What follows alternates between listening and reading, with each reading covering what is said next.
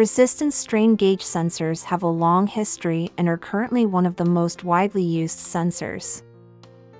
By adhering resistance strain gauges to various elastic sensitive elements and incorporating them with corresponding measuring circuits, changes in parameters such as displacement, acceleration, force, and torque can be detected. The resistance strain gauge is the core component of this type of sensor.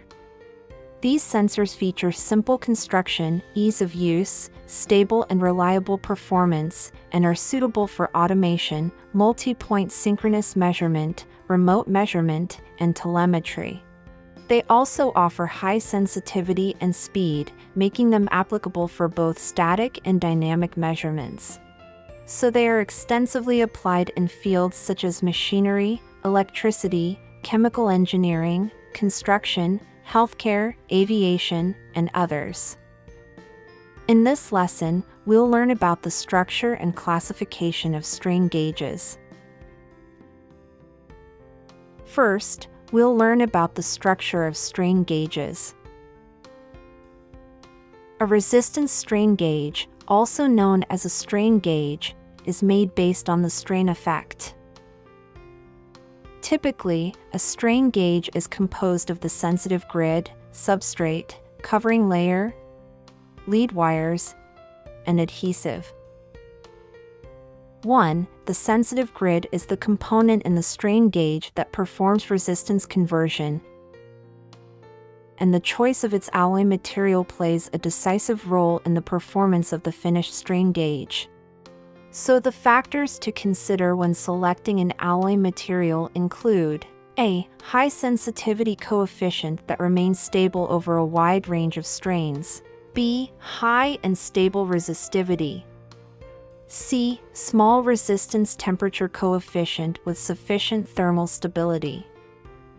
D. High mechanical strength, good machinability and weldability. E. Strong resistance to oxidation and corrosion. In engineering applications, a comprehensive consideration should be given based on the actual situation. Roughly, commonly used alloys include Admiralty nickel, Constantan, nichrome, aludarome, Ascalloy, platinum, platinum alloy, etc. 2. Substrate. The substrate is used to maintain the fixed shape, size, and position of the sensitive grid, and to provide electrical insulation between the sensitive grid and the elastic element. The requirements for substrate materials include good flexibility, certain mechanical strength, reliable adhesion and insulation properties, minimal creep and hysteresis, resistance to moisture absorption, and excellent thermal stability. Commonly used substrate materials include paper, adhesive film, and fiberglass cloth. Polyimide is one of the high polymer materials with excellent comprehensive performance. Its film can withstand temperatures above 400 degrees Celsius, and it is suitable for long-term use within the temperature range of -200 degrees Celsius to 300 degrees Celsius. It has high insulation, excellent film formation, and the strain gauges made from it have low creep and hysteresis, good stability, and high fatigue life. So it is widely used in fields such as aviation, aerospace, microelectronics, nanotechnology, liquid crystals, separation membranes, and lasers. Glass fiber is an inorganic non-metallic material with excellent performance. Its advantages include good insulation, strong heat resistance, excellent corrosion resistance, and high mechanical strength, stability, and fatigue life, making it suitable for high-precision sensors. 3. Covering layer. The covering layer is used to provide protection against moisture, corrosion, damage, mechanical injury, and high-temperature oxidation. Its materials can be paper, adhesive film, or fiber cloth, and an adhesive can also be used as a protective layer. 4. Lead wires. They are used to connect the sensitive grid to the measuring circuit.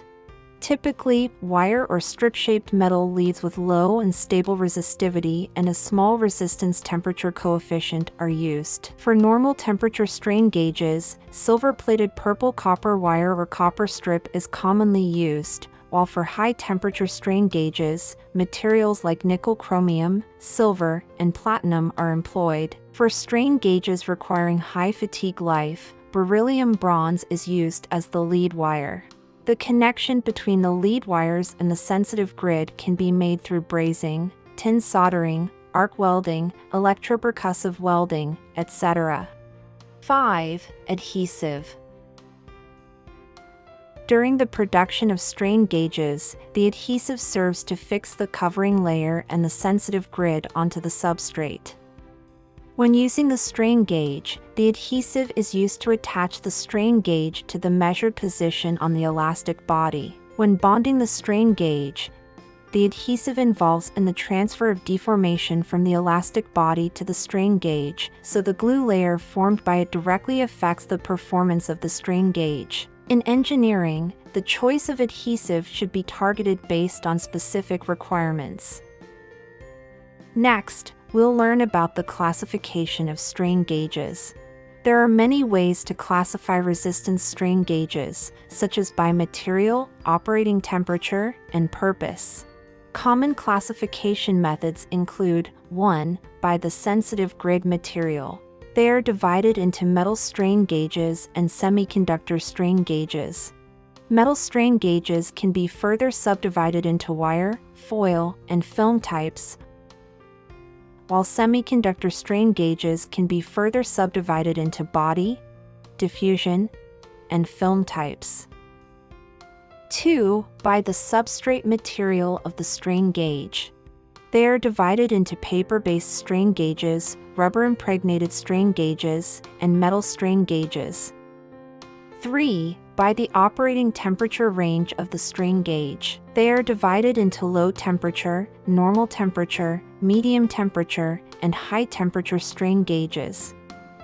4. By the installation method of the strain gauge.